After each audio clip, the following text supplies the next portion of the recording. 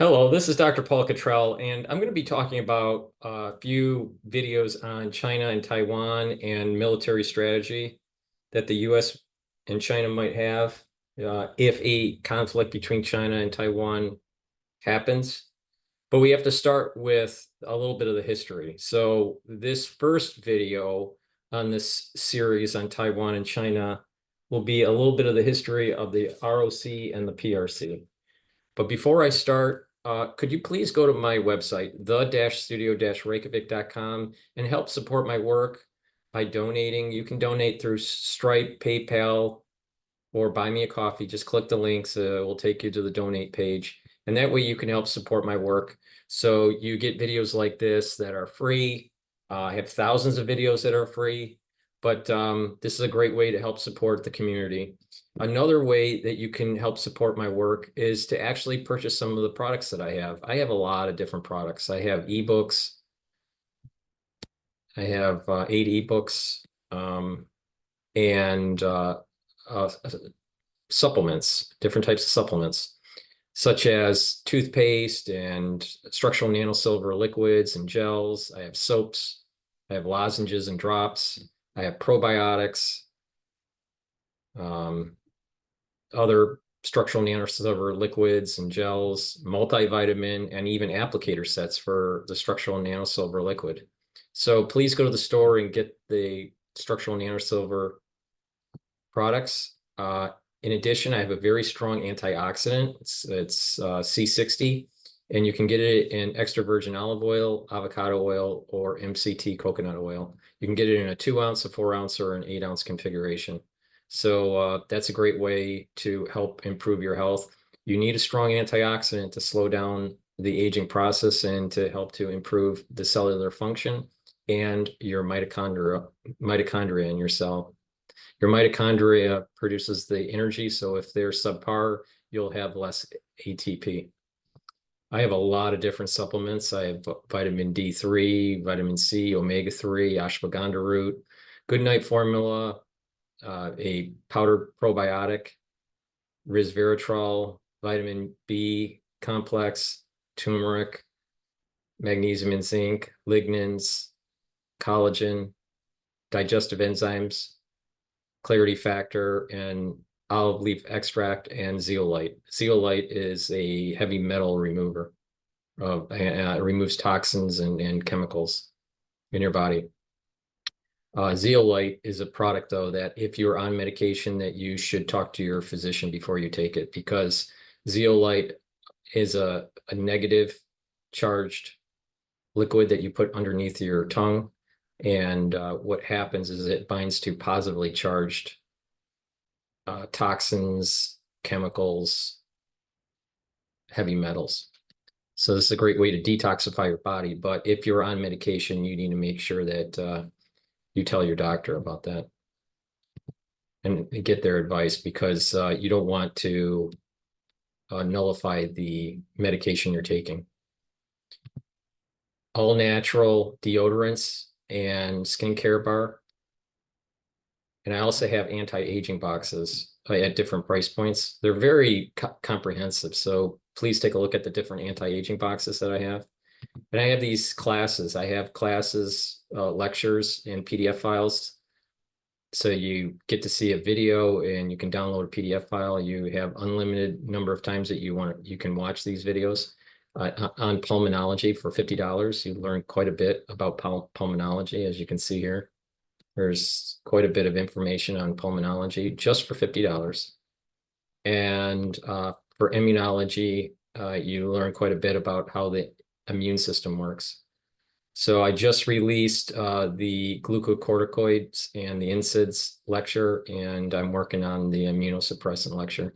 So purchase it for only $50. You get unlimited access to the PDF files and the videos. Each person that purchases a module, they get a unique password to log in. You log in here at classes, and you could just click which module you purchased and then type in the password. So it's a great way to help support your work. You learn a lot about medicine. So please go to the store, the-studio-reykjavik.com, and help support my work. So the videos I do are free to the public so they can learn about different topics. So with that said, let's go to the topic of discussion here. So the whole idea here is I want to show a map of China, right? And of Taiwan. And we'll get into a little bit more details in further videos of choke points with the first island chains. This is the first island chains right here we talk about, right? And then you have Guam, where's it Guam? And you have this is the second island chains, and then the third island chains, okay? So, but the first one is really important for the United States to put pressure on China so they can't go blue water. Pretty much they're, coastal, right? So if they stay around the coast, then they're brown water Navy. So in Taiwan, if it was in the hands of the Chinese, it would cause a problem with the hegemonic power of the United States. So this is part of the reason why. And if they control that Taiwan, then they control this sea lane. And there's another choke point here.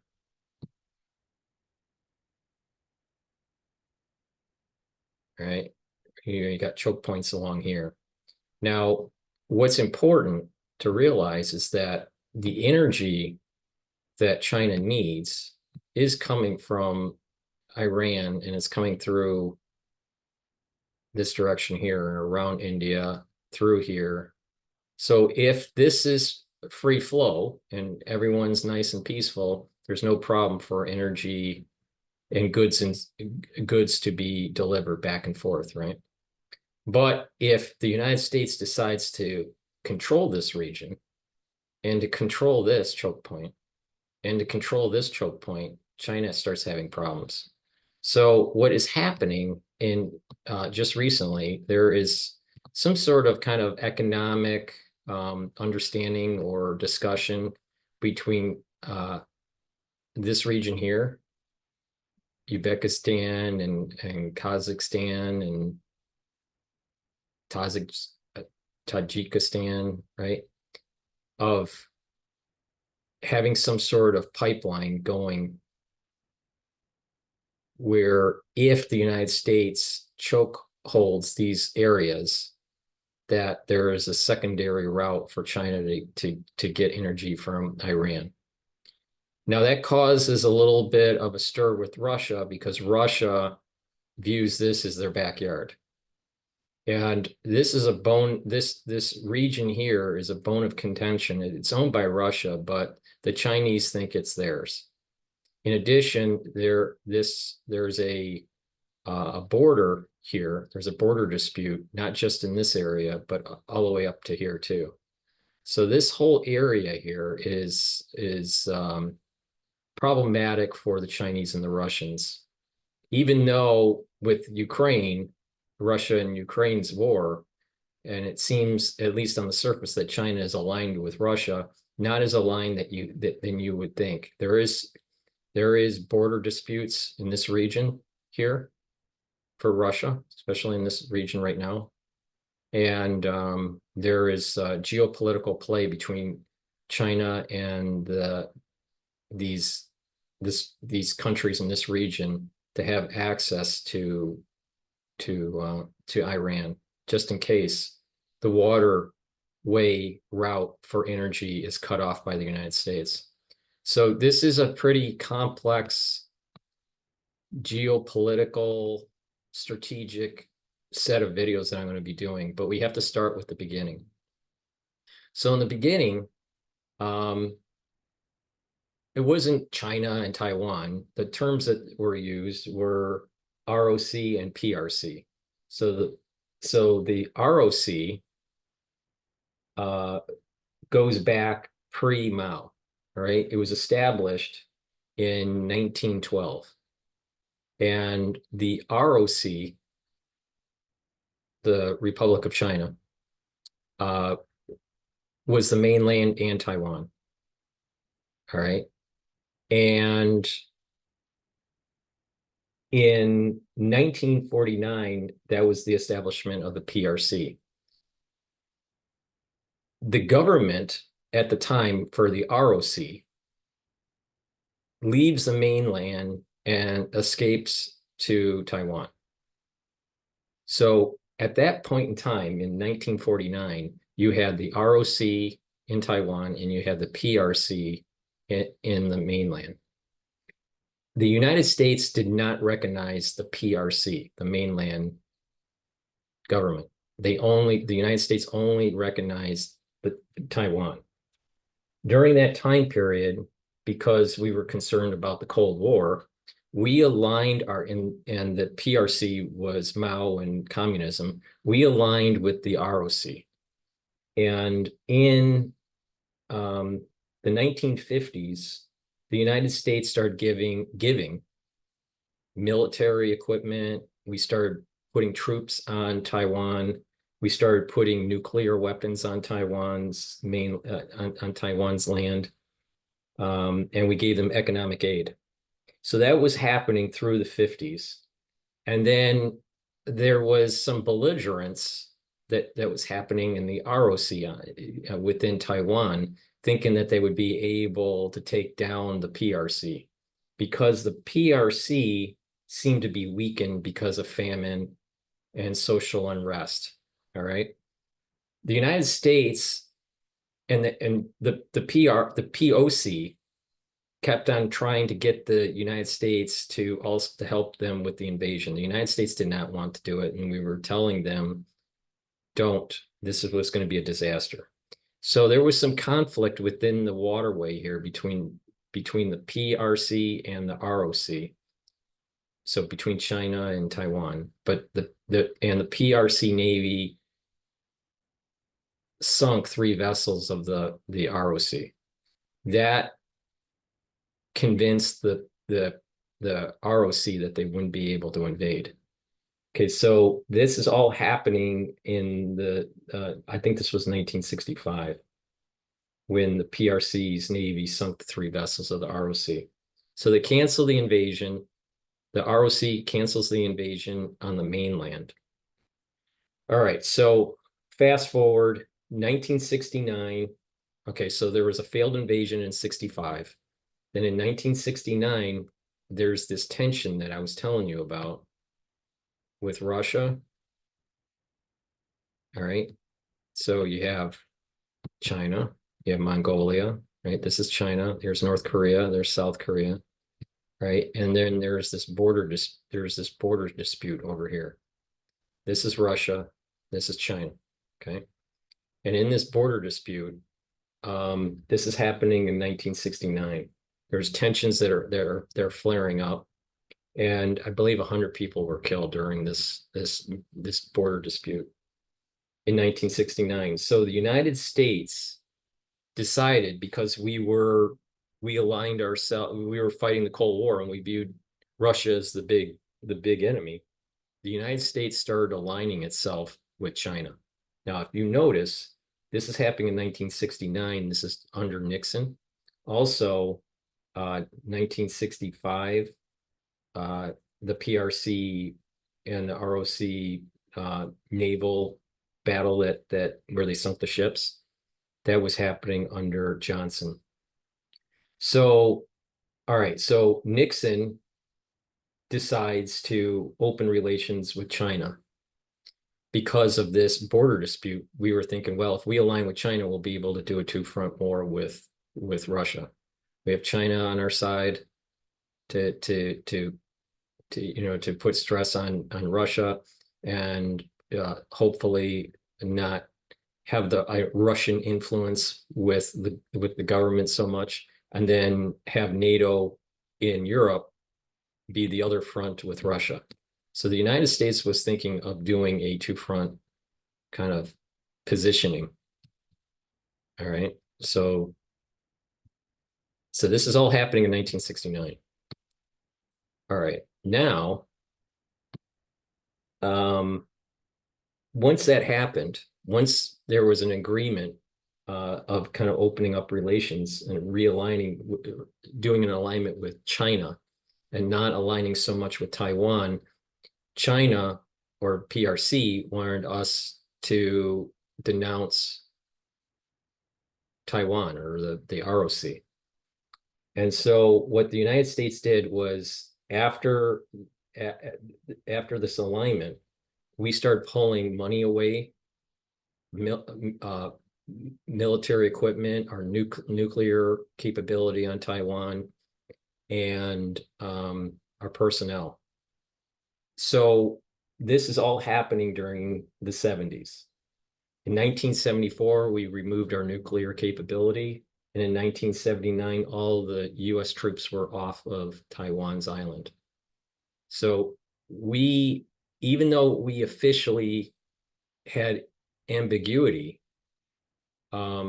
we were pulling support away from Taiwan. Now, Taiwan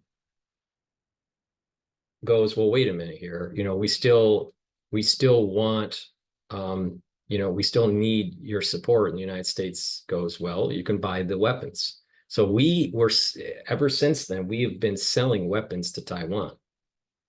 Okay. So this is happening all in 1979, where we recognize the PRC.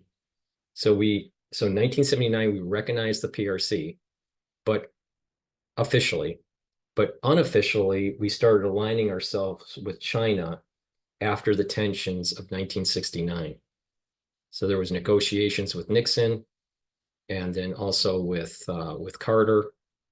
And what transpired was a demilitarization, U.S. demilitarization of Taiwan during the 70s.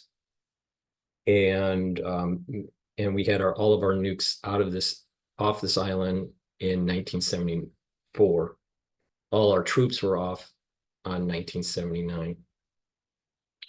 So after we demilitarized this, then we recognized officially the PRC.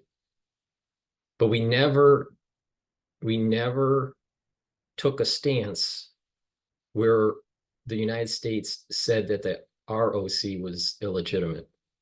So this is all coming from the Carter administration, and this is this strategic ambiguity that's really sets in.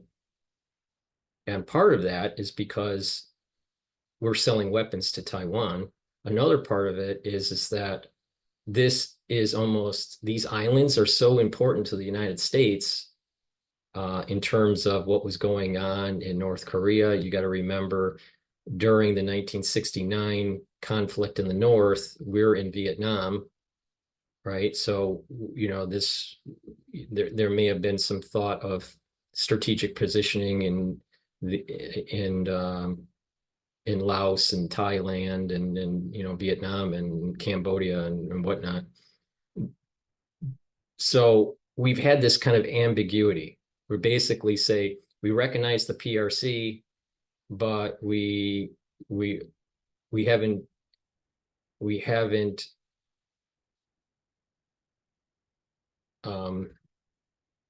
denounced the actual government of Taiwan. We didn't denounce the ROC. So we've had this ambiguity, and that this has been going on ever since officially 1979. So with that said, this kind of, you can start to see, okay, Reagan comes in 1980s, and there's this concentration of the United States trying to outspend the Russians. Now, I think that there's an important point here, and I need to look this up. George Bush Sr., he was an ambassador to China, and I think this was happening in the 70s. And I think that that's an important data point here. George Bush Sr. Yeah. All right, George Bush, he was an ambassador to China. He was also CIA too, but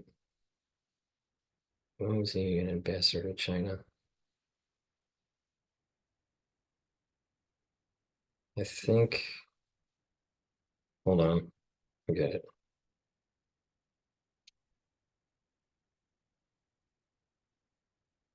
Bush was an ambassador to the United Nations in 1971.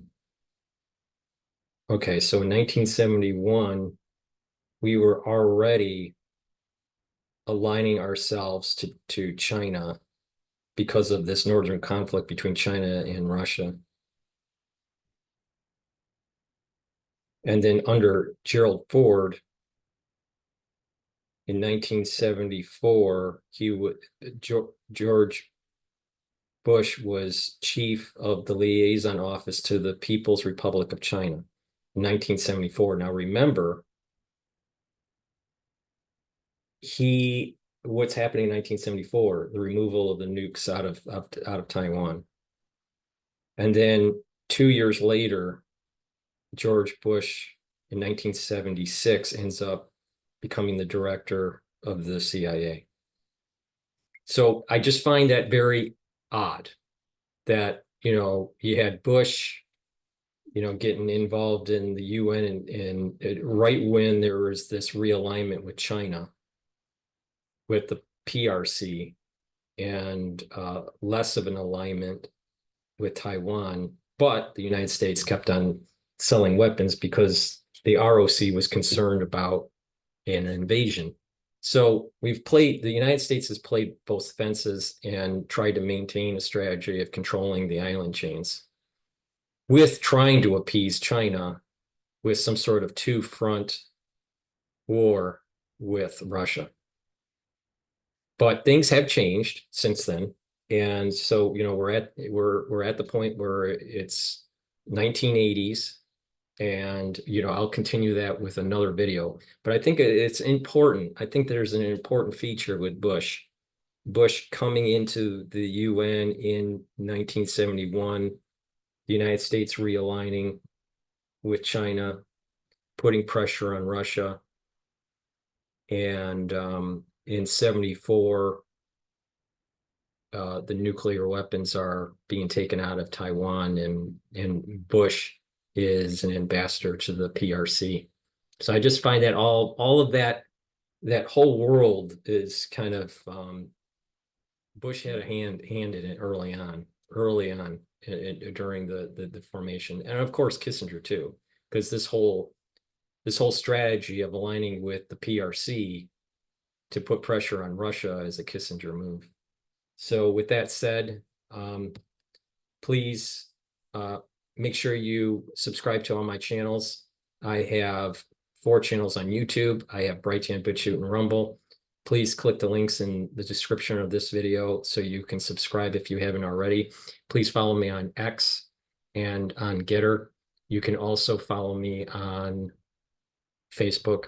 So please go to the store, the-studio-reykjavik.com, and get those supplements and follow the protocols and follow my advice on how to boost up your immune system, slow down the aging process, and get more vitality. So hopefully you learned a little bit on this video. I will do another video going from the 1980s onward. And then we'll get into a little bit more detail about strategic positioning of the Navy that is currently happening in the last couple of years. So thank you for listening. Hope you learned something. Have a nice day.